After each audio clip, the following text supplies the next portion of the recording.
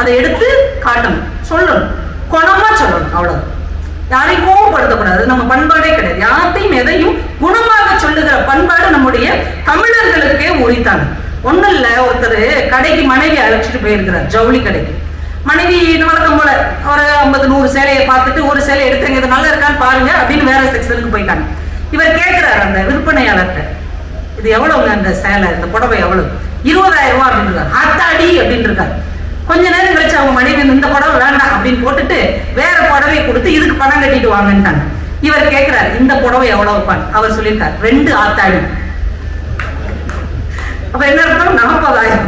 எதையும் குணமா சொல்லும், அவங்களுக்கு புரிகிற ஒரு லாங்குவேஜ்ல சொன்னோம்னு வைங்களேன், அவங்க அதை பத்தி பதட்டப்படவே மாட்டாங்க. ஒன்னும் இல்ல, கணவர் மனைவி வளவலன்னு பேசிக்கிட்டே இருக்காங்களா, ஒன்னும் வாய மூடு அப்படிலாம் சொல்லக்கூடாது. நீ அமைதியா இருக்கும்போது எவ்வளவு அழகா இருக்க தெரியுமா அப்படின்னு சொல்லி பாருங்க, அவங்க அமைதியா இருப்பாங்க. ஒருத்தர் அனுபவிச்சிருக்கிறார், வாழ்க்கையை வெறுத்து போய் முன்வரிசையில இருந்து ஒருத்தர் உட்கார்ந்துருக்காருன்னா எந்த அளவுக்கு அனுபவிச்சிருப்பாரு. அக்கா உங்களுக்கு பாயிண்ட் இல்லாம இல்ல, வீட்டுக்காரோட ஒரு சண்டை வரும்போது உங்க வீட்டுல பாதி பேர் முட்டாள்கள் அப்படின்லாம் சொல்லக்கூடாது, உங்க குடும்பத்துல பாதி பேர் புத்திசாலிகள் அப்படின்னு சொல்லிட்டீங்கன்னா தேங்க்யூ அப்படின்ட்டு அவர் போயிடுவார். ஆனா நம்ம சொல்ல வந்ததே சொன்னது மாதிரி ஆயிடுச்சு. இப்ப எதையும் அவங்க உங்களுக்கு புரியுற மாதிரி இனிமையாக சொல்லணும். இதுதான் வாழ்க்கையின் வெற்றிக்கு பெரிய அடிப்படை. சுவாமி விவேகானந்தர் ஒரு சொற்பொழிவு மாநாட்டுக்காக போயிருக்கிறார். ஒரு வகுப்புல சேர்ந்து கலந்துட்டு இருந்திருக்கிறார். அவர் கொஞ்சம் கூட பிடிக்காத ஒரு வெள்ளக்கார பேராசிரியர் இருந்திருக்கிறார். இவரை பார்த்தாலே அவருக்கு அப்படி ஒரு வெறுப்பு, எரிச்சல், காண்டு. ஒரு நாள் தற்செயலா காலை உணவு சாப்பிடும் போது 2 பேரும் எதுக்கு உட்கார்ற மாதிரி சூழல் அமைஞ்சிருச்சு. எதுக்கு மேசையில உட்கார்ந்து இருக்காங்க. உடனே அந்த வெள்ளக்கார பேராசிரியர் சொல்லியிருக்காரு, ஒரே மேஜையில் பன்றியும் பறவையும் உணவு அருந்த முடியாது அப்படின்னு இருக்காரு. உடனே விவேகானந்தர் சொல்லியிருக்கிறார், கவலைப்படாதீர்கள், நான் பறந்து விடுவேன் அப்படின்ட்டார். என்ன அர்த்தம்? நான் பறவை போயிருவேன், நீ இங்கே உட்கார்ந்துரு, நீ என்னது அந்த வார்த்தையை அவர் சொல்லல, ஆனால் அது நீதான். அப்போ நம்ம சொல்லுகிற வார்த்தையின் மூலமாக கூட நம்முடைய கருத்தை அங்கே நிலைநிறுத்த முடியும் என்று நமக்கு முன்னால் வாழ்ந்தவர்கள் கற்றுக் கொடுத்திருக்கிறார்கள். அதை புத்தகம் நமக்கு முன்னாடி ஒரு அடையாளமாக காட்டுகிறது. அவ்வளவுதான். இப்ப எந்த காலத்திலும் யார் கேட்கிற கேள்விக்கும் நம்முடைய இலக்கியம் பதில் சொல்லும் என்று நம்ம பாரதி சொல்லிட்டார். இது யாரு பிறந்த தமிழ்நாடு என்று. இப்ப நம்ம இந்தியாவுக்கு போயிடலாம். அந்த பிரச்சனையை முடிச்சிட்டோமா, இந்தியாவுக்கு போயிடலாம். இந்தியா அந்த கட்டுரையில மருதன் அப்படிங்கிறவர் எழுதுறாரு, அலகாபாத் இருக்கு இல்லையா, அலகாபாத்ல ஒரு பெரிய தூண் இருக்கு, அலகாபாத் தூண் அப்படின்னு. இந்தியாவின் நினைவு சின்னங்கள்ல அதுவும் ஒண்ணு. 35 அடி உயரம், 35 அடி சுற்றளவு கொண்ட ஒரு பெரிய கல் பாறையிலான ஒரு தூண். அந்த தூண்ல முதல்ல கிமு 3ஆம் நூற்றாண்டு, நல்லா கவனிங்க, கிமு 3ஆம் நூற்றாண்டுல அசோக சக்கரவர்த்தி தன்னை பற்றி, தன்னுடைய கருத்துக்களை பற்றி அதுல பதிவு செய்யறார். என்ன பதிவு செய்யறார் அப்படின்னா, எல்லா மக்களும் என்னுடைய குழந்தைகள், எல்லாரும் இந்த உலகத்துல மகிழ்ச்சியா வாழணும், பறவைகள், விலங்கினங்கள், எல்லா உயிரினங்களும் மகிழ்ச்சியா வாழணும் பதிவு பண்ணிட்டார் அந்த அலகாபாத் தூண்ல, கிமு 3ஆம் நூற்றாண்டு. அதுக்கப்புறம் காலங்கள் ஓடுகிறது. ஒரு 600 வருஷம் கழிச்சு, 6 நூற்றாண்டுகள் கழித்து சமுத்திரகுப்தர் அப்படிங்கிற மன்னர் அதே எழுத்துக்கு கொஞ்சம் இடம் விட்டு அவர் ஒரு பதிவு செய்கிறார். என்ன அப்படின்னா, அவர் என்னென்ன போர்ல கலந்துகிட்டார், அவர் எப்படி எல்லாம் சண்டையில ஜெயிச்சார், அவருடைய வீர பிரதாபங்கள் எல்லாம் அவருடைய அரசவை கவிஞரா இருக்கக்கூடிய ஹரிசேனர் அப்படிங்கிறவர் பதிவு செய்கிறார். இது 600 வருஷம் கழிச்சு முடிச்சா. அதற்கப்புறம் ஒரு 12 நூற்றாண்டு ஓடுது. 1200 வருஷம் கழித்து அதே அலகாபாத் தூண்ல ஜஹாங்கீர் என்கின்ற மன்னர் தன்னுடைய வம்சாவழியை பற்றி விவரங்களை அதுல பதிவு செஞ்சு வைக்கிறார். ஒரே தூண்ல கிமு 3ஆம் நூற்றாண்டுல ஒருத்தர், அதுக்கப்புறம் 600 வருஷம் கழிச்சு ஒருத்தர், அதற்கு பின்னால் 1200 வருஷம் கழிச்சு இந்தியாவை ஆண்ட 3 மன்னர்கள் எழுதிய வாசகங்கள் அதில் பதிவு செய்யப்பட்டிருக்கிறது. ஒரே வரியில சொல்லணும்னா, அசோகர் எழுதுனது அவதார், எல்லா உயிரினமும் நல்லா இருக்கணும் அப்படின்னு. சமுத்திரகுப்தர் எழுதுனது துணிவு, தன்னுடைய வீர பிரதாபங்கள் எல்லாம் அதுல பதிவு பண்ணியிருக்கார். ஜஹாங்கீர் எழுதுனது வாரிசு, தன்னுடைய வம்சாவழியை பத்திலாம் அவர் பதிவு செஞ்சிருக்கிறார். இதுல நம்ம ஆச்சரியமான விஷயம் என்ன அப்படின்னா, வெவ்வேறு நூற்றாண்டு, ஒருத்தர் சந்திக்க வாய்ப்பே இல்லாத, அறிமுகமே இல்லாத 3 மன்னர்கள், 3 விதமான மொழிகள். அசோக சக்கரவர்த்தி எழுதுனது பிராகிருத மொழி, சமுத்திரகுப்தர் எழுதுனது சமஸ்கிருத மொழி, ஜஹாங்கீர் எழுதுனது பாரசீக மொழி. 3 மன்னர்களும் வெவ்வேறு சமயத்தை பின்பற்றியவர்கள். அசோகர் பௌத்தத்தை பின்பற்றியவர், சமுத்திரகுப்தர் தன்னை விஷ்ணு பக்தனாகவே அறிவித்துக் கொண்டவர், அப்ப அது வைணவம். ஜஹாங்கீர் இஸ்லாமிய மன்னர். 3 காலகட்டம், 3 விதமான மன்னர்கள், 3 மொழி, 3 சமயங்கள், 3 விதமான கண்ணோட்டங்கள், வேறுபட்ட காலகட்டங்கள். இவை அத்தனையும் ஒரே இடத்தில் ஒற்றுமையாக இருக்க முடியும். இதுதான் நம்முடைய இந்தியா என்று அவர் பதிவு செய்தார். இந்தியாவை இதை விட அழகா யாருங்க பதிவு செய்ய முடியும்? ஒரு எழுத்தின் ஆற்றல் எங்கே இருக்கிறது பாத்தீங்களா?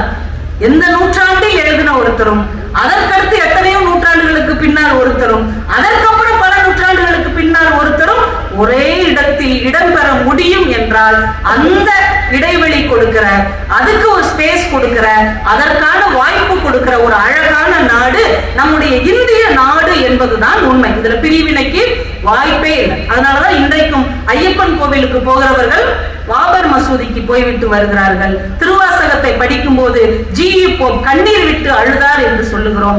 துலுக்க நாச்சியாரை பார்க்க ஆண்டாள் அழகர் மதுரையில் ஆற்றில் இறங்கும் போது அவர் வருகிறார் என்றால் இது காலம் காலமாக நமக்குள்ளே இருக்கக்கூடிய சமய சார்பு கடந்த ஒரு சகோதரத்துவம் என்பதை எது நமக்கு அறிவிக்கிறது என்றால் ஒரு எழுத்து அறிவிக்கிறது. ஒரு எழுத்து பதிவு செய்யப்படும் போது அது எவ்வளவு பெரிய ஆதாரமாக மாறுகிறது. நீங்க எவ்வளவு கேள்விகள் நாளை வந்தாலும், எவ்வளவு ஒற்றுமையின்மையை யாராவது வந்து விதைத்தாலும், இதுதான் எங்களுடைய ஒற்றுமை, இதுதான் எங்களுடைய ஆதாரம், இதுதான் எங்கள் அடையாளம் என்று நம்மால் சொல்ல முடியும். அப்படி ஒரு சிறப்பு இந்த எழுத்துக்கு இருக்கிறது. அப்படி ஒரு பண்பு நம்முடைய இந்திய தேசத்துக்கு இருக்கிறது. இந்த புத்தகத்தை நீங்க வாங்கினீங்கன்னா இவ்வளவு விஷயங்களை நீங்கள் கற்றுக்கொள்ள முடியும். நீங்க புத்தகத்தை வாங்கி படிச்சாலே போதும். புதுசா ஒரு வாழ்க்கையை வாழணும்னு அவசியமே கிடையாது. ஒண்ணும் இல்ல, யாரையாவது காதலிச்சு துயரப்படணும்னு நினைக்கிறீங்க, அதுக்காக ரொம்ப ரிஸ்க் எல்லாம் எடுத்து, ஐயா அந்த காலத்துல கவிதையெல்லாம் சொன்னாங்க பாருங்க, முல்லை முள்ளால் தானே எடுக்க வேண்டும் அப்படின்லாம் கவிதையெல்லாம் எழுதாம காதலின் துயரம் எப்படி இருக்கும் அப்படின்னு நீங்க தெரிஞ்சுக்கணும்னா, மனுஷன் இங்க ஒருத்தர் இருக்கிறார், 12 புத்தகம் போட்டிருக்காரு. 12 புத்தகத்தை வாங்கி உட்கார்ந்து படிங்க. காதலின் துயரம் எவ்வளவு கசப்பாக இருக்கும், ஆனால் அதற்கு பின்னால் ஒரு இனிமை இருக்கும் என்பதை அப்படி நிறைய கவிஞர்கள் இன்னைக்கு புத்தகமாக எழுதி இருக்கிறார்கள். போன வருஷம் மிஸ்டியூன்னு ஒரு புக்கு படிச்சார், தமிழ்நாடே பைத்தியம் முடிச்சு அலைஞ்சிச்சு. இப்ப 12 புத்தகம் போட்டிருக்காரு, படிங்கடா மாசத்துக்கு ஒரு புத்தகம்னு அவர் எழுதியிருக்கிறார். அவர் புத்தாண்டு அன்னைக்கு அவருடைய முகநூல்ல ஒரு வாழ்த்து எழுதியிருந்தார், மனுஷிய புத்தகம். அதை சொல்றேன், அவரே எழுதியிருக்கிறார். புத்தாண்டுக்கு அவர் முகநூல்ல அவரே எழுதியிருக்கிறார், வாழ்த்துக்கள் மனுஷ். அவருக்கே அவர் வாழ்த்து சொல்லிக்கிறார். கவிஞர்களுக்கு எல்லாம் யாருங்க வாழ்த்து சொல்ல போறா, அவங்க அவங்களே சொல்லிக்கிட்டாதான் உண்டு. வாழ்த்துக்கள் மனுஷ், இந்த ஆண்டும் நீ உயிர் வாழ்கிறாய், இந்த புத்தாண்டிலும் உன்னை வாழ்த்தாதவர்களை நினைத்து ஏங்கியபடி. இந்த புத்தாண்டிலும் உன்னை வாழ்த்தாதவர்களை நினைத்து ஏங்கியபடி. இது அவருடைய சிந்தனை மட்டுமா? நம்மளுடைய சிந்தனையும் அப்படித்தானே இருக்கும். யார் யாரோ நமக்கு வாழ்த்து சொல்லுவாங்க, யார் யாரெல்லாம் நம்ம மேல பாசம் காட்டுவாங்க, யார் யாரெல்லாம் நம்ம கிட்ட பரிவோட இருப்பாங்க, அவங்களெல்லாம் நம்ம நினைச்சே பார்க்க மாட்டோம். யாரோ ஒருத்தங்க நம்மளை அலட்சியப்படுத்திட்டு போயிருப்பாங்க, யாரோ ஒருத்தங்க நம்மளை அவமானப்படுத்தி இருப்பாங்க, யாரோ ஒருத்தங்க நம்மளை நினைக்கவே மாட்டாங்க, ஆனா அவங்களே நம்ம நினைச்சுக்கிட்டு இருப்போம். இல்ல, இந்த வாழ்க்கை இப்படி ஒரு கண்ணாமூச்சி விளையாட்டுகளால் தான் நம்மை துரத்தி கொண்டே இருக்கிறது. இதை ஒரு கவிஞன் எவ்வளவு சர்வ சாதாரணமா ஒரு புத்தாண்டு வாழ்த்தின் மூலமாக நம்ம விட்டு சொல்லிவிட்டு கடந்து போகிறான் என்பதுதான் எழுத்து நமக்கு கொடுக்கிற ஒரு அழகான விஷயமாக இருக்கிறது. இடக்கை அப்படின்னு ஒரு எல்லாமே நான் இங்க படிச்சதா சொல்றேன், நீங்க புத்தக கண்காட்சியில வாங்கக்கூடிய புத்தகங்களாம். எஸ்ரா, நம்மளுடைய எழுத்தாளர் எஸ் ராமகிருஷ்ணன் இருக்கிறார் இல்லையா, அவர் இடக்கை அப்படின்னு ஒரு நாவல் எழுதியிருக்கிறார். அந்த நாவலுடைய அடிநாதம் என்ன அப்படின்னா, இப்ப நீங்க நீதிமன்றத்துல நீதி தேவதையுடைய சிலை பார்த்திருப்பீங்கல்ல, திரைப்படத்திலேயாவது பார்த்திருப்பீங்க. அவங்க ஒரு துணியை கண்ணுல கட்டியிருப்பாங்க, பார்த்திருக்கிறீங்களா? ஏன் துணியை கண்ணுல கட்டியிருக்கிறாங்க அப்படின்னா, நீதிக்கு முன்னால ஏழை பணக்காரன், தெரிஞ்சவன் தெரியாதவன், படிச்சவன் படிக்காதவன் அப்படின்னு எந்த ஒரு ஏற்றத்தாழ்வும் பார்க்க கூடாது என்பதற்காகத்தான் அந்த நீதி தேவதை கண்ணை கட்டி கொண்டிருக்கிறது. இதுதான் அடிப்படை. ஆனால் உண்மையிலேயே நீதி எல்லாருக்கும் பொதுவானதாக இருக்கிறதா? நீதி எல்லாருக்கும் பொதுவாக கிடைக்கிறதா? ஒரு உயர்ந்த இடத்துல இருக்கிற ஒருவருக்கும் ரொம்ப எளிய இடத்தில் இருக்கிற ஒருவருக்கும் நீதி சமமாக போய் சேர்க்கிறதா? இது ஒரு பெரிய கேள்வியா தானே இருக்கிறது. என்னுடைய நண்பர் ஒருத்தர் வாட்ஸ்அப்ல தான் அனுப்புனார், வழக்கறிஞர்களை பத்தி, இருந்தா கோச்சுக்கிறாதீங்க, அது நல்லா இருந்தது அதனால சொல்றேன். நல்ல வக்கீல் சட்டத்தை தெரிந்து வைத்திருப்பார், சிறந்த வக்கீல் நீதிபதியை தெரிந்து வைத்திருப்பார். எப்படி இருக்கு பாருங்க நீதி. இந்த நீதி மறுக்கப்படுகிற நீதி, தாமதிக்கப்படுகிற நீதி, ஏமாற்றப்படுகிற நீதி, அதற்கு பின்னால் பாதிக்கப்படுகிற ஒரு சாமானிய மனிதனுடைய துயரை இடக்கை அப்படிங்கிற ஒரு நாவல்ல நம்முடைய எஸ்ரா அழகா பதிவு செஞ்சிருப்பார். அதுல ஒரு சின்ன கதை ஒண்ணு வரும், அதை நான் உங்களோட பகிர்ந்துக்கிறேன். ரெண்டு புழு ஹஸ்பண்ட் அண்ட் ஒய்ஃப், ரெண்டு பேரும் கணவன் மனைவி அப்படியே பேசிக்கிட்டே போயிட்டு இருக்காங்க, ஜாலியா அரட்டை அடிச்சுட்டே போயிட்டு இருக்கிறாங்க. போகும்போது கணவன் ரொம்ப பசியில முன்னாடி போறார், வேகமா முன்னாடி போறார். ஆம்பளைங்களுக்கு அவசர புத்தி உண்டு இல்ல, வேகமா முன்னாடி போறார். அந்த நேரத்துல ஒரு வேகமா வந்த ஒரு தேர் இருக்குல்ல, பெரிய தேரு அவர் மேல ஏத்தி அவரை சாவடிச்சிருச்சு, இறந்து போயிடுச்சு அந்த கணவன் புழு. இப்ப இந்த மனைவி தாங்க முடியல, நல்லா தானே பேசிக்கிட்டு ஒன்னா தானே வந்தோம், நம்ம அவங்களுக்கு எந்த துன்பமும் கொடுக்கலையே, படக்கு நம்ம பாட்டுக்கு தேரை ஏத்தி இவரை சாகடிச்சிட்டாங்களேன்ட்டு அந்த தேர் சக்கரத்தை பின்பற்றி தேடி தேடி அலையுது. நீதி எங்க கிடைக்கும்னா, அரசர்கள் அப்ப வந்து அரண்மனையில தானே கிடைக்கும். ஆராய்ச்சி மணி எல்லாம் பசு அடிச்ச கதையெல்லாம் நம்ம படிச்சிருக்கோம் இல்லையா. நேரா அரண்மனைக்கு போகுது. அது வந்து காசி மாநகரம், அந்த காசி நகர ஆண்ட காசிராஜன் கிட்ட போகுது. எல்லாம் சொல்றாங்க, அரசே நம்ம அரண்மனைக்கு நீதி கேட்டு ஒரு புழு வந்திருக்கு, புழு நீதி கேட்டு வந்திருக்குதா அப்படின்னு எல்லாம் வந்து நின்றுறாங்க. அந்த புழு சொல்லுது, நானும் என் கணவரும் மத்தியானம் வந்துட்டு இருந்தோம், ஒரு தேர் ஏத்தி அவரை கொன்றுச்சு, எனக்கு நீதி வேண்டும். அவர் பாக்குறாரு, அப்படியா அந்த டைம் எல்லாம் சொல்லு, யாருடைய தேர்ன்னு விசாரிச்சு நாங்க தெரிவிக்கிறோம் அப்படின்னு சொல்லி நாளைக்கு வர சொல்லிடுறாரு. மறுநாள் அந்த புழு போய் நிக்குது. விசாரிச்சதுல அந்த தேரு அரசி வந்த தேர், அரசி வந்த தேரு. அந்த தேரோட்டியை கூப்பிட்டு கேட்கிறாங்க, ஏன்டா ஒரு புழு மேல ஏத்திட்டு வந்துட்டேன்? இல்ல அரசி தான் வயிறு பசிக்குது, வேகமா போன்னு சொன்னாங்க, அதனால வேகமா வந்துட்டேன். இப்ப அரசியை கொண்டு வந்து எப்படி விசாரிக்க முடியும்? ஆனா புழுவுக்கு நீதி வழங்கி ஆகணும். உடனே அவங்க சொல்றாங்க, அந்த தேர் ஓட்டுனவனை கண்டுபிடிச்சாச்சு, அவனை கூட்டு வந்து 100 கசையடி கொடுத்துருவோம், இல்ல நீ என்ன தண்டனை சொல்றியோ அதை கொடுத்துருவோம். உடனே தேரோட்டி வந்த உடனே இந்த புழு சொல்லுது, நீ தான் தேரை ஓட்டுனியா? ஆமா. உன்னை யார் ஓட்ட சொன்னா? உள்ள ஒருத்தங்க அப்படியே தயங்குறான். உள்ள யார் உட்கார்ந்துருந்தா? அரசி உட்கார்ந்துருந்தா. அப்ப அரசி தான் அந்த அரசவைக்கு வரணும். அப்படிலாம் வர முடியாது, தேர ஓட்டுனவே வந்தான், வேணா தண்டனை கொடுப்போம், போயிட்டே இரு அப்படின்னு அந்த புழுவை வெட்டி விட்டுறாங்க. இந்த புழு கண்ணீரோட எல்லாருக்கும் அம்மாவாக இருக்கக்கூடிய கங்கைகிட்ட போகுது. காசியில தானே கங்கை இருக்கு. அதுகிட்ட போய், தாயே எனக்கு நீதி மறுக்கப்பட்டு விட்டது, எனக்காக நீ வந்து நீதி கேட்கணும் காசிராஜன். உடனே கங்கை சொல்லுது, இல்ல காசிராஜ் ரொம்ப நல்லவன், இப்பதான் என்னையெல்லாம் நல்லா சுத்தப்படுத்தி எல்லாரும் வந்து போற அளவுக்கு நல்லா வச்சிருக்கிறான், காசியே இன்னைக்கு ரொம்ப அழகா இருக்குன்னா அதுக்கு அவர் தான் காரணம், அதனால அவர் சொல்ற எல்லாமே கரெக்டா தான் இருக்கும், அவங்க மனைவி சொன்னதும் கரெக்டா தான் இருக்கும் போ அப்படின்னுச்சு. இந்த புழுவால தாங்க முடியல, என்ன இவ்வளவு அலட்சியமா கங்கை தாயே சொல்லிட்டாளேன்ட்டு ரொம்ப கஷ்டப்பட்டு போராடி நிறைய ரிஷிகள்கிட்ட எல்லாம் உதவி கேட்டு வானத்துக்கே போயிடுது, கடவுள்கிட்டே போயிடுச்சு. கடவுளை கூப்பிட்டு வச்சு கேக்குது, இந்த மாதிரி எனக்கு அநீதி வழங்கப்பட்டு விட்டது, நீங்க வாங்க அப்படின்னு. எப்ப அவன் கணவனுக்கு விதி முடிஞ்சு போச்சு, அதனால அவன் முடிஞ்சு போயிட்டான், நீ கிளம்பு அப்படிங்கிறார். அப்படியா, விதியை நீங்க தான் முடிப்பீங்களா? நான் விதியை எழுதுறேன், இப்ப நான் உங்க முன்னாடி தீல விழுந்து சாக போறேன், எனக்கு நீதி கிடைக்கலன்னா நான் சாக போறேன்னு அந்த புழு சொன்ன உடனே கடவுளுக்கு ரொம்ப சங்கடமா ஆச்சு. தன்னுடைய உயிரினம் இல்லையா படைச்ச, சரி வா அப்படின்னு அவரு இந்த புழுவோட சேர்ந்து அரண்மனைக்கு வர்றாரு. இப்ப காசிராஜன் மிரண்டு போறான், அமைச்சர்கள் எல்லாம் அதிர்ந்து போறாங்க, கடவுளே வந்துட்டார் நீதி கேட்டு. என்ன நடக்குது அப்படின்னு, இந்த தேரை யார் ஓட்டினா? தேரோட்டி ஓட்டினா. யார் ஓட்ட சொன்னா? அரசி தான் ஓட்ட சொன்னாங்க. அவளை வர சொன்ன உடனே வந்துட்டான். உடனே அரசிட்ட கேட்கறாங்க, நீ ஏன் வேகமா ஓட்டின அப்படின்னு. இந்த அரசி புழு கிட்ட கேக்குது, உன் கணவன் ஏன் வேகமா போனான்? அவருக்கு பசி, அதனால வேகமா போனான். இவ சொன்ன, எனக்கும் பசி, அதனாலதான் வேகமா ஓட்ட சொன்னேன், எனக்கும் பசிக்கும்ல அப்படின்னு இருக்கிறாங்க. உடனே இந்த புழு, இதெல்லாம் சரி கிடையாது, இதுக்கு என்ன தண்டனை? ஒருத்தனை கொன்னுட்டா என்ன தண்டனை? கடவுளும் கேட்கிறாரு, என்ன தண்டனை? இந்த மாதிரி கொன்னுட்டா எப்படி கொல்லப்பட்டார்களோ அதே மாதிரி அந்த கொலையை செஞ்சவங்களும் கொல்லப்படணும். சரி, அப்ப அந்த தண்டனையை நிறைவேற்றுன்னு கடவுள் சொல்லிட்டார். அரசியும் அதே மாதிரி போட்டு தேரை விட்டு ஏத்திருங்க. அரசர் அப்படியே கையெறு நிலையில நிக்கிறாரு, அரசி கண் கலங்கி நிக்கிறாங்க, தண்டனையை நிறைவேற்றுங்க அப்படின்றாங்க. இப்ப அந்த குழு முன்னாடி வந்து சொல்லுது, வேண்டாம் வேண்டாம், இவளை நான் மன்னிச்சிட்டேன், உனக்கு உயிர் பிச்சை கொடுக்குறேன் போ, உன்னை நான் மன்னிச்சிட்டேன் அப்படின்னு. எல்லாரும் ஆச்சரியமா பாக்குறாங்க. குழு சொல்லுது, எந்த உயிரினமாக இருந்தாலும் நீதி மறுக்கப்படக்கூடாது என்பது இந்த மண்ணில் நிலை பெற வேண்டும், அதற்காகத்தான் இவ்வளவு நான் போராடினேன். அதை விட ஒண்ணு என்னன்னா, தண்டனையை விட மன்னிப்பு தான் மிகப்பெரிய தண்டனை என்பதை இந்த உலகம் அறிந்து கொள்ள வேண்டும். இந்த அரசி ஒவ்வொரு நாளும் உயிர் வாழும் போது இந்த புழு நமக்கு கொடுத்த பிச்சை இந்த வாழ்க்கையை நம்ம நினைக்கணும் இல்லையா? அற்ப புழுவாக இருந்தாலும் அரசியாக இருந்தாலும் நீதி ஒன்றாக இருக்க வேண்டும் என்று இந்த உலக மக்கள் புரிந்து கொள்ள வேண்டும் என்பதற்காகத்தான் இவ்வளவு நான் போராடினேன், அவளை நான் மன்னித்து விடுகிறேன் சொல்லிட்டு புழு போயிடுச்சான். அவ்வளவு அழகா இருக்கு. ஒரு புழுவுக்கு கூட இந்த மண்ணில் நீதி கிடைக்க முடியும் என்கின்ற என்கின்ற நம்பிக்கையை அந்த புத்தகம் விதைக்கிறது. ஆனா ஆறறிவு மனிதர்களுக்கு, எளிய மனிதர்களுக்கு அது கிடைக்கிறதா அப்படிங்கிறது அந்த புத்தகத்தை நீங்கள் படித்து பார்த்தால் ரொம்ப ஆச்சரியமா இருக்கும். அவ்வளவு விஷயங்களை அவர் அந்த புத்தகத்திற்குள்ளே புதைத்து வைத்திருக்கிறார். அதே மாதிரி இன்னொரு புத்தகம் வேள்பாரின்னு ஒரு புத்தகம் படிச்சு பார்த்துருக்கீங்களா? உண்மையிலே நம்ம தமிழண்டா அப்படின்ற ஒரு கத்தோட, ஒரு திமுறோட, ஒரு கர்வத்தோட, ஒரு கம்பீரத்தோட நம்ம படிக்க வேண்டிய ஒரு புத்தகம் வேள்பாரி என்கின்ற புத்தகம்.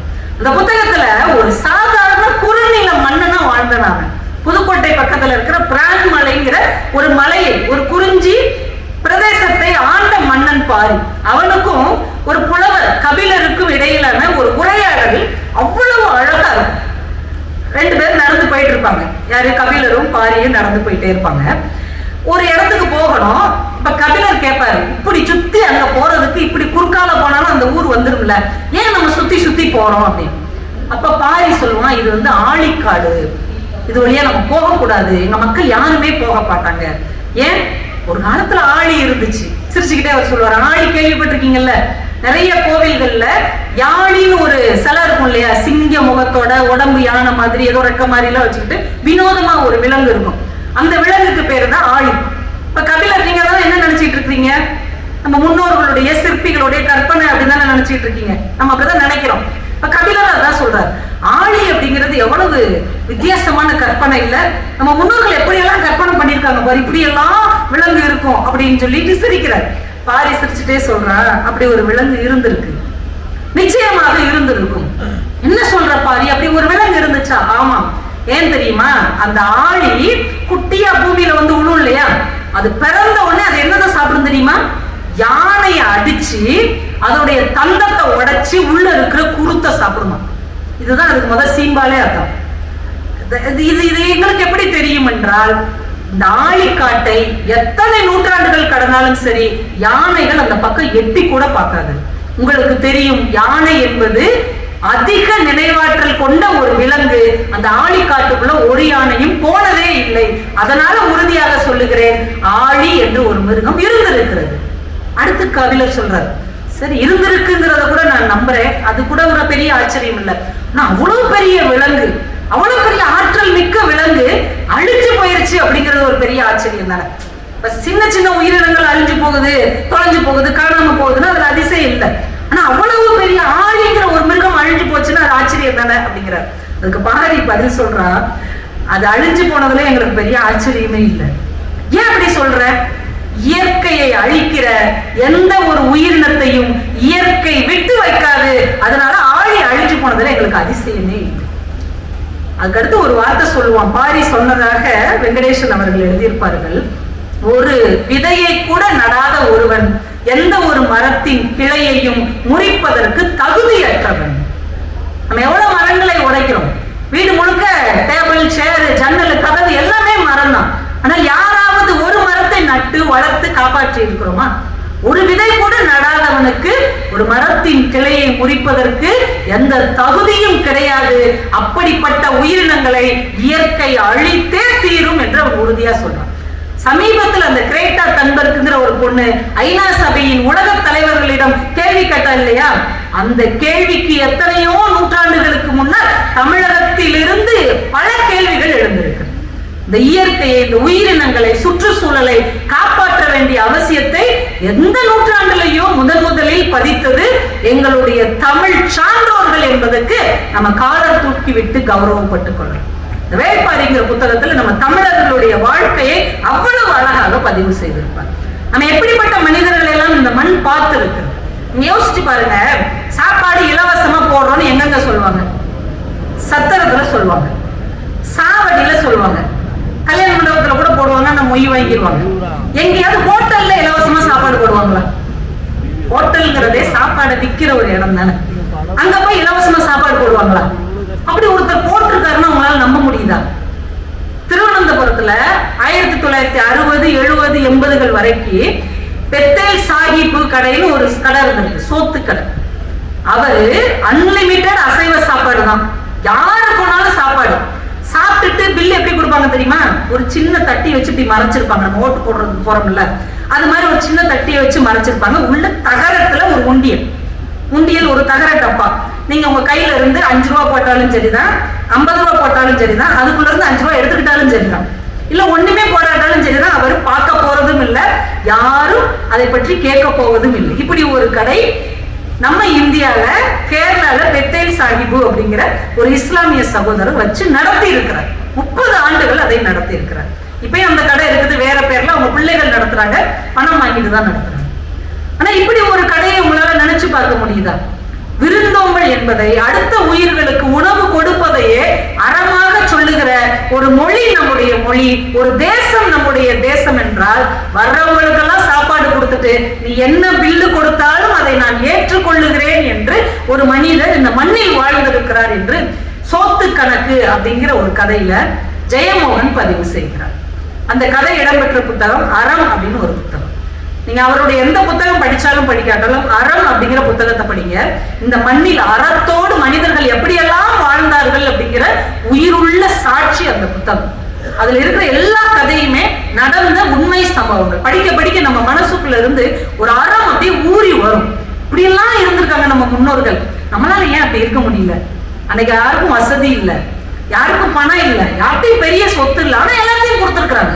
ஆனா நம்ம கிட்ட வசதி இருக்கு, பணம் இருக்கு, சொத்து இருக்கு, ஆனால் அவங்க அளவுல பாதி கூட நம்மளால ஏன் செய்ய முடியல அப்படிங்கிற ஒரு ஒற்றை கேள்வியாவது நமக்குள்ளே எழும். அதற்காகவாவது அந்த புத்தகத்தை நீங்கள் கண்டிப்பாக வாங்கி படிக்கணும். ஏன்னா நம்ம வாழ்க்கையில பிள்ளைகளுக்கு என்னத்தை கத்துக் கொடுக்குறோம்?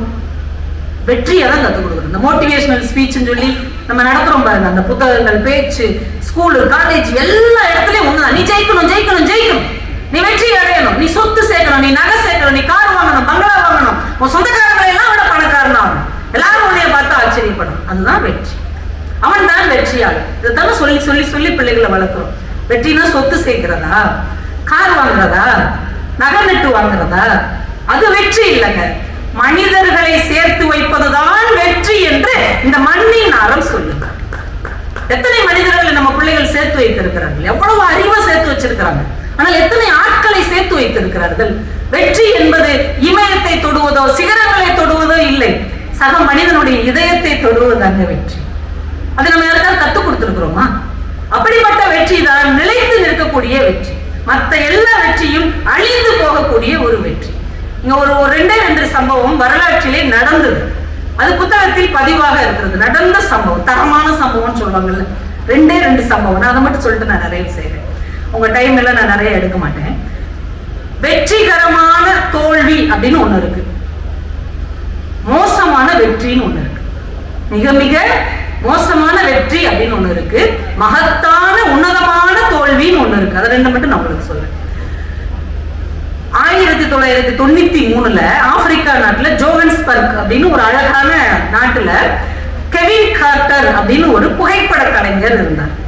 எல்லா புகைப்பட கலைஞர் மாதிரியுமே அவருக்கு வாழ்க்கையில பெரிய ஒரு புகைப்பட கலைஞனா, உலகம் அறிந்த ஒரு புகைப்பட கலைஞனா, தன்னுடைய புகைப்படத்தை உலகமே ஆச்சரியப்பட்டு பார்க்கிற ஒரு கலைஞனா தான் மாறணும். அந்த புகைப்பட கலையிலேயே உயர்ந்த விருது என்னன்னா, இப்ப நோபல் பரிசு, ஆஸ்கார் பரிசு மாதிரி புகைப்படத்துக்குன்னு உயர்ந்த விருது புலிட்சர் அப்படிங்கிற ஒரு பரிசு. அந்த புலிட்சர்ங்கிற பரிசை வாங்கணுங்கிறதா அவனுடைய மிகப்பெரிய கனவு, ஏக்கம், லட்சியம், குறிக்கோள் எல்லாமே. அதை நோக்கி அவன் ஓடிக்கொண்டே இருக்கிறான். காடு, மலை, கடல் எல்லாம் நம்ம பிடி உஷா அந்த தேயிலைக்கு ஓடுவாங்க பாருங்க, அது மாதிரி அவன் பார்வையில தென்படுகிற எல்லாத்தையும் பிடிச்சு போடுறான். எந்த ஒரு ஓவியமும் எந்த ஒரு புகைப்படமும் வெற்றி அடையவே இல்லை. திடீர்னு அவனுக்கு ஒரு வாய்ப்பு கிடைக்குது. 1993 சூடான் நாடு பயங்கரமான பஞ்சத்திலையும் வறுமையிலையும் அடிபட்டு கிடக்கு. மக்கள்லாம் கிட்டத்தட்ட இருக்காங்களா செத்தாங்களான்னு தெரியாத அளவுக்கு வறுமை. இப்ப அந்த இடத்துக்கு அவர் போயிருக்கிறார். அந்த மனிதர்களோட உதவி செய்யற மனிதர்களோட ஒருத்தனா போயிட்டார். போய் அப்படியே ஒவ்வொரு இடத்தையும் பார்க்கிறாரு. ஒரு நோஞ்சான் சிறுமி, இன்னும் அது இருக்கும், நீங்க கூகுள்ல போட்டீங்கன்னா அந்த படம் நீங்க எல்லாரும் எப்பயாவது ஒருக்கா பார்த்துருப்பீங்க. சோமாலியா நாட்டு குழந்தை மாதிரி இருக்கும். எள்ளுமும் தோளுமா ஒரு நோஞ்சான் குழந்தை ஐநா சபை கொடுக்குற உணவகத்துல இலவச சாப்பாடை சாப்பிடலான்ட்டு உடம்பு நடக்க கூட முடியல, இழுத்து இழுத்து வருது. கரெக்டா அது வர்ற நேரத்துல பின்னாடி ஒரு பிணந்தண்ணி கழுகு அப்படியே ரெக்கையை விரிச்சுக்கிட்டு உட்காந்துருக்கு. எந்த நிமிடத்துலயும் இவ செத்து போவா, இவ செத்த உடனே இவளை சாப்பிடலாம் அப்படின்னு ஒரு பிணந்தண்ணி கழுகு அவளுக்கு பின்னாடி இருக்கு. இவ சாகுற நிலைமையோட எலும்பு தோளும் அந்த குழந்தை கிடக்குறான். இந்த காட்சியை பார்த்தவனே படக்குன்னு புகைப்படம் எடுத்துட்டார்.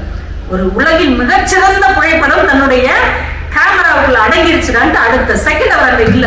கிளம்பி ஓடியாந்துட்டார். வந்து நியூயார்க் டைம்ஸுக்கு இந்த புகைப்படத்தை கொடுக்குறாரு. அவங்க ஆச்சரியப்பட்டு அதை வெளியிடுறாங்க. உலகமே அதிர்ந்து போய் பார்க்கிறது, என்ன ஒரு புகைப்படம் அப்படின்னு. இவருக்கு ரொம்ப சந்தோஷம், நம்ம வாழ்நாள் கனவு நிறைவேறிடுச்சு.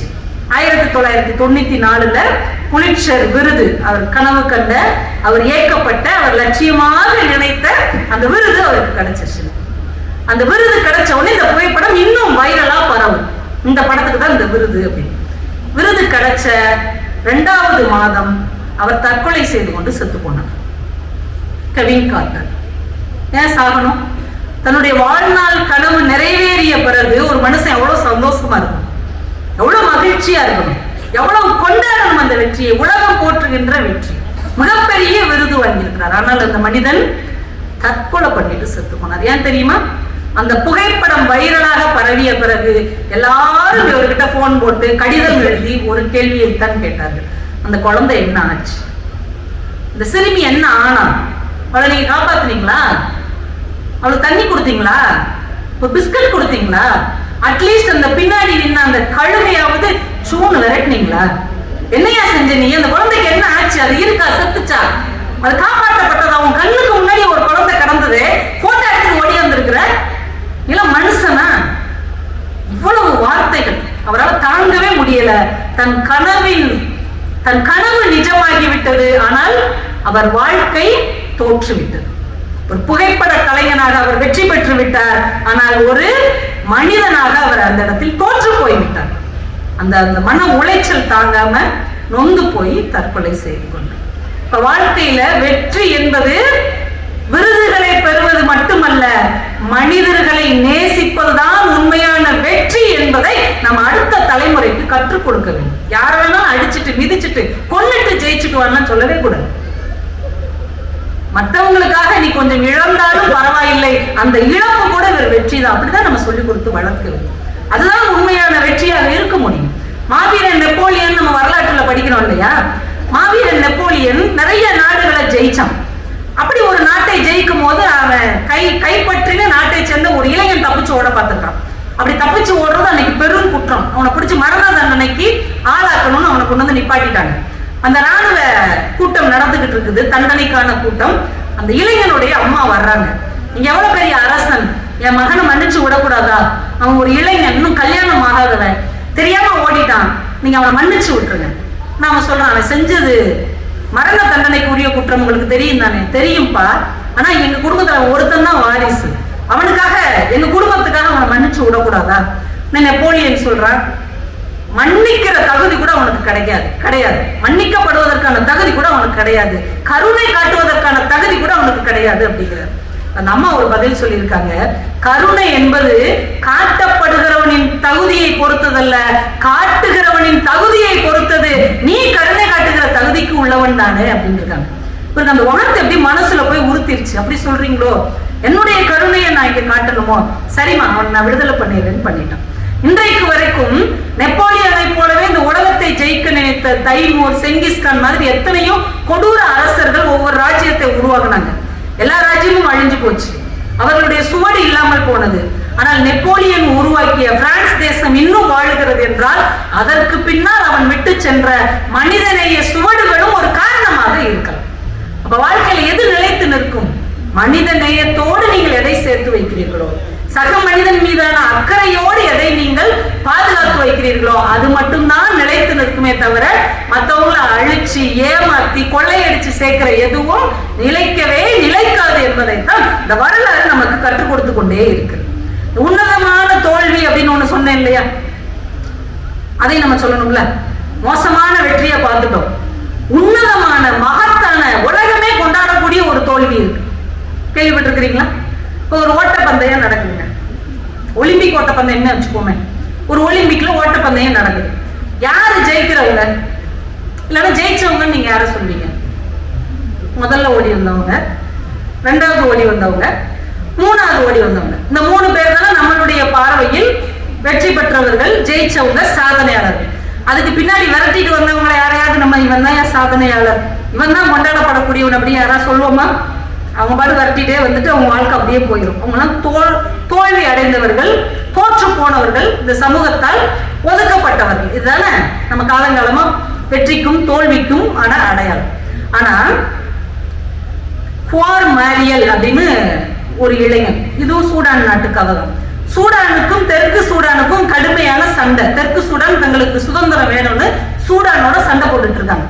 அப்ப நிறைய ஒரு போர் அப்படின்னாலே மக்கள் பாதிக்கப்படுவாங்க இல்லையா, பயங்கரமான பாதிப்பு நடந்துகிட்டு இருக்குது. இந்த தெற்கு சூடானை சேர்ந்த குவார் மரியல் அப்படிங்கிற ஒரு இளைஞன், ஒரு 24-25 வயது இளைஞன் குடும்பத்துல அவனுடைய 7 சகோதரர்களையும் அந்த சூடான் நாட்டு ராணுவம் கொண்டுறாங்க, குடும்பத்தையும் அழிச்சிடுறாங்க. இவன் மட்டும் தப்பி பழச்சி அமெரிக்கால அகதியா வந்து சேர்ந்துடுறான். சின்ன பையனா இருக்கும் போதே அகதியா வந்து சேர்ந்துடுறான். 12 வருஷம் அமெரிக்கால அவனுக்கு வசிப்பிட உரிமை கிடைக்கும், குடியுரிமை கிடைக்கல, சிட்டிசன்ஷிப் கிடைக்கல, வசிப்பிட உரிமை, நீங்க வாழ்ந்துக்கலாம், ஒரு அகதியா நீங்க வாழ்ந்துக்கலாம், உனக்கான வாய்ப்புகள் இருக்குன்னு அவங்க சேர்த்துக்கிட்டாங்க. குடியுரிமை, பிறப்பிட உரிமை அவனுக்கு கிடைக்கல. 12 வருஷமா அங்கதான் இருக்கான். ஆனா ஒரு மாரத்தான் வீரன், ரொம்ப சிறப்பான ஒரு வேகமான ஓட்டக்காரன். இப்படிப்பட்ட சூழ்நிலையில 2002 லண்டன்ல ஒரு ஒலிம்பிக் ஓட்டப்பந்தயம் நடக்குது. இவன் 12 வருஷமா நல்லா பிராக்டிஸ் பண்ணியிருக்கான், அமெரிக்கால வாழ்றான், குடும்பத்தை எல்லாம் சூடான் போர்ல இறந்துட்டான். இப்ப லண்டன்ல ஒலிம்பிக் நடக்குது. இவன் அப்ளை பண்றான். இந்த ஒலிம்பிக்ல கலந்துக்கிறதுக்கு முன்னாடி ஒரு நுழைவு தேர்வு மாதிரி வைப்பாங்க, அதுலயே அவன் ஓடி தகுதிக்கு தேர்வு பட்டுட்டான். அப்ப ஒலிம்பிக் போட்டியில அவன் கலந்துக்கலாம். இப்ப ஃபார்ம் ஃபில் பண்ணுவாங்க இல்லையா, நீ எந்த நாடு எந்த கொடியோட ஓட போற பாக்குறான். அமெரிக்கா இவனுக்கு குடியுரிமை தரல. அமெரிக்காட்ட கேட்டு பாக்குறான், இல்லப்பா நீ எங்களுடைய ஊர்க்காரன் கிடையாது, நீ இங்க அகதியா தான் வந்தவன், நீ எங்க ஊரையோ எங்க கொடியவோ பயன்படுத்த முடியாது, அதுக்கு வேற வீரர்கள் இருக்காங்க, அவங்க செலக்ட் ஆயிட்டாங்க. பார்க்கலாம், தெற்கு சூடான் தானே இவனுடைய நாடு. அவங்ககிட்ட போய் கேட்டா அவங்க இன்னும் ஒலிம்பிக் குழுன்னு ஒன்னே ஆரம்பிக்கல. அப்ப அவங்கள்ட்ட கொடியோ இவனை சேர்த்துக்கிறதுக்கோ ஒரு வாய்ப்பும் இல்லை.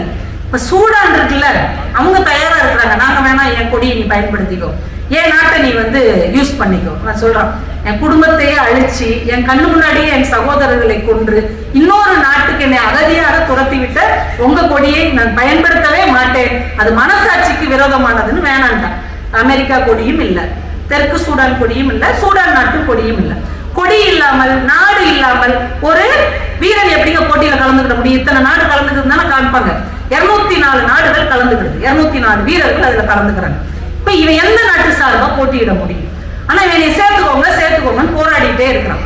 இப்ப கொஞ்ச நாள் ஆக ஆக இவனுடைய போராட்டத்தை உணர்ந்து கொண்டு, இவன் மன உணர்வுகளை புரிந்து கொண்டு, உலகம் முழுக்க நாடற்றவர்கள் இருப்பாங்க இல்லையா, அகதியா இருக்கிறவங்க, வாழ்க்கையில தனக்குன்னு ஒரு நாடு இல்லாம ஏதோ ஒரு நாட்டுல இருப்பாங்க இல்லையா, அவங்க தெற்கு சூடானை சேர்ந்தவர்கள் எல்லாரும் இவனுக்காக கடிதம் எழுதுறாங்க.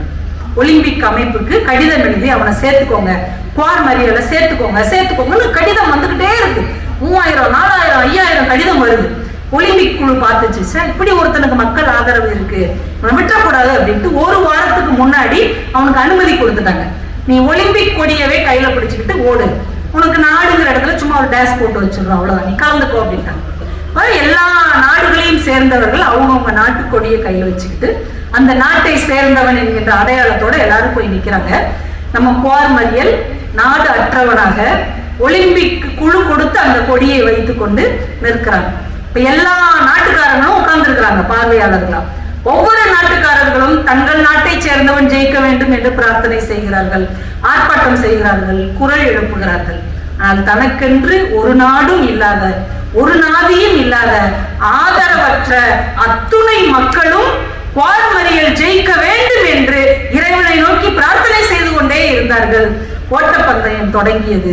குவார் மரியல் பிடித்த இடம் 47வது இடம்.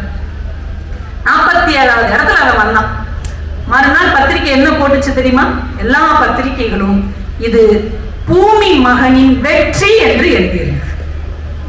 குவார் மரியல் பேரை போட்டு பூமி மகனின் வெற்றி, 47வது இடத்தில் வந்தாலும் அவன் தோற்று போகவில்லை. நாடற்றவர்களுக்காக, ஆதரவற்றவர்களின் சின்னமாக, அவர்களின் சார்பாக இவன் ஓடினான். இவன் தான் எல்லா நாட்டுக்கும் சொந்தமானவன் என்று எல்லா பத்திரிகையும் எழுது. எல்லா நாட்டுக்காரர்களும் அவனை கொண்டாடினார்கள். நீ நாடற்றவன் இல்லை, எல்லா நாட்டுக்கும் சொந்தக்காரன். யோசிச்சு பாருங்க, ஒரு ஓட்ட பந்தயத்துல 1வது 2வது 3வது வந்தவங்களைத்தான் கொண்டாடுவோமே தவிர 47வது இடம் பிடித்த ஒருவனை, தோற்று போன ஒருவனை இந்த உலகம் கொண்டாடியது என்றால் அவனுக்கு பின்னால் ஒரு அறச்சீற்றம் இருந்தது. அவனுக்கு பின்னால் ஒரு நாடற்றவன் பெற்றவனின் ஏக்கம் இருந்தது. அவனுக்கு பின்னால் அடையாளமே தெரியாதவனுக்கும் ஒரு அடையாளம் கொடுக்க வேண்டும் என்கின்ற எண்ணம் இருந்தது. அதனால அவன் 47வது இடத்தில் வந்தாலும் அவன் வெற்றி பெற்றவன் என்ற இடத்தில் இந்த உலகம் கொண்டாடியது. அதனால பிள்ளைகளுக்கு கற்றுக் கொடுங்கள். மகத்தான தோல்வி என்று ஒன்று இருக்கிறது, மோசமான வெற்றி ஒன்றும் இருக்கிறது. மகத்தான தோல்வியை அடைந்தால் அதில் தவறில்லை, ஆனால் மோசமான வெற்றியை மட்டும் நாம் அடைந்துவிடக் கூடாது என்று குழந்தைகளுக்கு கற்றுக் கொடுங்கள். ஒரு மூளை வளர்ச்சி இல்லாத குழந்தைகள் படிக்கிற ஒரு பள்ளிக்கூடம், அவங்களுக்கு ஒரு நாள் ஓட்ட போட்டி இதே மாதிரி வச்சிருக்காங்க. எல்லா பிள்ளைகளையும் மூளை வளர்ச்சி இல்லாத அந்த குழந்தைகளை எல்லாம் நிற்க வச்சு ஓட்டப்பந்தயம் எல்லாம் குடுக்குடுன்னு ஓடுது, ஆளுக்கு ஒரு தசையா ஓடுது. ஒரு குட்டி பையன் தடிக்கு விழுந்துட்டான். இப்ப முன்னாடி ஓடினவங்களாம் நம்மளா இருந்தா என்ன செய்வான், அப்பாடா ஒரு போட்டியாளர் குறைஞ்சிட்டான், ஓடுறா ஓடுறா அப்படின்னு ஓடுவோம்ல. ஓடின பிள்ளைங்க பூரா திரும்பி வந்து அவனை எழுப்பி அவன் காலில் தட்டி விட்டு அவன் கையை பிடிச்சிட்டு எல்லாம் ஒன்னா சேர்ந்து அந்த கோட்டை தாண்டி இருக்காங்க. இப்ப என்ன தீர்ப்பு சொல்லுவீங்க? அந்த நடுவர் குழு தீர்ப்பு சொன்னது, இந்த போட்டியில் எந்த குழந்தையும் வெற்றி பெறவில்லை, இங்கே வெற்றி பெற்றது மனித நேயம் என்று எழுதினார். அந்த குழந்தைகளுக்குள்ளே இருக்கக்கூடிய மனித நேயம் கூட இன்னைக்கு நம்மிடையே காணாமல் போய்விட்டது என்பதுதான் இன்னைக்கு ஒரு பெரிய கேள்வியாக இருக்கிறது. ஒரு விஷயத்தை சொல்லி நான் நிறைவு செய்கிறேன். எஸ்ரா அவர்கள் ஒரு நாள் எங்க ஊருக்கு வந்திருந்தார், ராஜபாளையத்துக்கு வந்திருந்தார். அப்போ ஒரு சின்ன கதை சொன்னார், அதை சொல்லி முடிச்சிடறேன். இந்த புது வருடம் தொடங்கி ஒரு பொங்கலை நெருங்கி கொண்டிருக்கிற நேரத்துக்கு இது ரொம்ப பொருத்தமா இருக்கும்னு நினைக்கிறேன். ஒரு ஜென் துறவி ஒருத்தர் ரொம்ப வருஷம் அவர் துறவியாவே இருந்துட்டாரு. அவர் காலம் கிட்டத்தட்ட நிறைவடைய போகுது. அதனால தங்கிட்ட உள்ள எல்லா பொருளையும் மற்றவங்களுக்கு கொடுத்துடணும் அப்படின்ட்டு தன்னை உள்ள எல்லா பொருளையும் சீடர்களுக்கு தேவைப்படுறவங்களுக்கு எல்லாம் கொடுத்துட்டாரு. கொடுத்துட்டு கடைசி ஒரு பை இருந்திருக்கு. அந்த பையை எடுத்து பார்க்கிறார், உள்ள பத்மசூத்ரா அப்படின்னு ஒரு புஸ்தகம் இருந்திருக்கு. எப்பயோ அவருடைய குருநாதர் அவருக்கு கொடுத்திருக்கிறார், அந்த படிப்பா அப்படின்னு சொல்லி கொடுத்திருக்கிறார். ஒரு லேச கிழிஞ்ச ஒரு குடை இருக்கு. எப்பயோ ஒரு தடவை ஒரு கிராமத்து வழியா வரும்போது மழை பெய்யும் போது ஒரு விவசாயி கொடுத்திருக்கிறார் அந்த குடை, அது இவர்கிட்ட இருக்கு. ஒரு சின்ன கூழாங்கல் இருந்திருக்கு. இவர் சின்ன பையனா இந்த ஜென் இயக்கத்துக்கு வரும்போது அந்த ட்ரௌசர்ல வச்சிருந்த இவங்க ஊர்ல நதியில விளையாடும் போது இவர் பத்திரப்படுத்தி வச்சிருந்த ஒரு கூழாங்கல், இது மூணையும் இவர்கிட்ட மிஞ்சிருச்சு. அவங்ககிட்ட அதாவது ஒப்படைச்சிடணுமே அப்படின்னு சொல்லிட்டு கிளம்பி போறாரு. இந்த புத்தகத்தை எடுத்துட்டு குருநாதர் இறந்திருப்பார் இல்லையா, இவருக்கே வயசாயிருச்சு. குருநாதர் மகனை போய் பாக்குறாரு, தம்பி இந்த புத்தகம் உங்க அப்பா கிட்ட இருந்து வந்தது, அவர்கிட்ட இருந்து நான் வாங்கினேன், இந்த திருப்பி கொடுத்துட்டேன், என்கிட்ட எந்த சுமையும் இருக்கக்கூடாது, திருப்பி கொடுத்துட்டேன். அதை வாங்கிட்ட விசிரிச்சுட்டே சொல்லியிருக்கான், அந்த புத்தகம் இந்த புத்தகம் இல்லை அப்படின்னு இருக்கான். அந்த புத்தகம் தான் உங்க அப்பா போட்ட கையெழுத்துல இருக்கு பாரு, அந்த புத்தகம் தான். இல்ல இல்ல, இந்த புத்தகம் எங்க அப்பாவிடம் இருந்து நீங்கள் வாங்கிய புத்தகம் இல்லை. ஏன் இப்படி சொல்ற அப்படின்னு கேட்கிறார். அவன் சொன்னான், இந்த புத்தகத்தை நீங்கள் வாங்கும் போது இது படிக்கப்படாததாக இருந்தது, இப்போது இந்த புத்தகம் உங்களால் படிக்கப்பட்ட புத்தகமாக இருக்கிறது, அந்த புத்தகம் இந்த புத்தகம் இல்லை அப்படின்னா. அவருக்கு அந்த உண்மை அப்படி சுரீர்னுச்சு. ஆமால்ல அப்படின்ட்டு சரி வச்சுக்கோ, இது உங்க வீட்டு புத்தகம் அப்படின்னு கொடுத்துட்டு இந்த கொடையை எடுத்துட்டு போறாரு. இந்த விவசாயியை தேடி கண்டுபிடிச்சு அவரை கூப்பிட்டாப்பா, ஒரு நாள் மழையோட நான் வரும்போது நீ இந்த கொடையை எனக்கு கொடுத்த, ரொம்ப நன்றி, இந்த கொடையை உனக்கு திருப்பி தந்துட்டேன். அவன் சிரிச்சுக்கிட்டே சொல்றான், அந்த கொடை இந்த கொடை இல்லை அப்படின்னு. ஆயிரம் அந்த ஓரத்தில் கூட கிழிஞ்சிருக்கு பாரு, இந்த கொடை தான் அப்படின்னு இருக்காரு. அன்னைக்கு இந்த கொடையை நான் மழையோடு தந்தேன், ஆனால் இதை நீங்கள் வெயிலோடு எனக்கு திருப்பி தருகிறீர்கள், அந்த கொடை இந்த கொடை இல்லை. அப்படியே அதிர்ந்துட்டாரு. சரிப்பா இந்தாப்பா வச்சுக்கோப்பா அப்படின்னு கொடுத்துட்டு கடைசியா மிஞ்சினது கூழாங்கல். அவங்க ஆத்துல, அவன் ஊர்ல, அந்த சிற்றூர்ல அந்த ஆத்துல அவன் சின்ன வயசுல எடுத்து வச்சது. அந்த கூழாங்கல் யாரும் போய் ஆத்துல போட்டுருவோண்டா, ஒண்ணுக்காவது நன்றி கடன் திருப்பி செஞ்ச மாதிரி இருக்குன்னு போறாரு. அவங்க ஊரே மாறி போயிருக்கு. அங்க நதின்னு ஒண்ணே இல்லை. அவன் குதித்து ஆடிய விளையாடிய கூழாங்கல் எடுத்து அந்த ஆற்றி ஒரு பெரிய கட்டிடம், தொழிற்சாலை கட்டப்பட்டிருக்குது. இந்த கூழாங்கல்ல எங்க போடுவான்? அப்படியே வானத்தை நோக்கி எரிந்து விட்டு அந்த துறவி போய்கொண்டே இருந்தார் என்று அந்த கதையை எஸ்ரா முடித்தார். இனிய நண்பர்களே, இந்த உலகத்தில் எல்லாமே நமக்கு தரப்பட்டதுதான், எல்லாமே நாம் பெற்றவைதான், எல்லாமே நாம் கற்றவைதான். ஆனால் எதையுமே அதனதன் வடிவத்தோடு, அதனதன் இயல்போடு, அதனதன் காலகட்டத்தோடு ஒருபோதும் நம்மால் திருப்பி தர முடியாது என்கின்ற உண்மையை நாம் புரிந்து கொள்ள வேண்டும்.